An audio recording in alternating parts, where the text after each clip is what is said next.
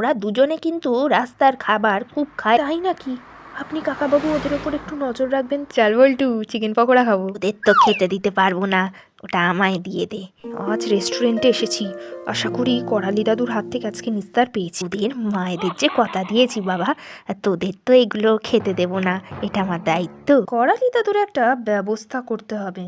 নিজের তো দাঁত নেই, বাঁধানো দাঁত, সেটাই বাজেয়াপ্ত করব। তখন দেখবো কি করে আমাদের খাবারে ভাগ বসায়। বড়বাবু, আমার দাঁত চুরি হয়ে গেছে। আমরা এখানে দাঁত আর দাঁতের মাজন সাপ্লাই করি না। সরি দাদু, তোমার জন্য মা একটু মটন কষা করে পাঠিয়েছে, খেয়ে নাও। কেমন? কি যে বলবো তোদের, এখন শুধু আমাকে দুধ সাবু খেতে হচ্ছে।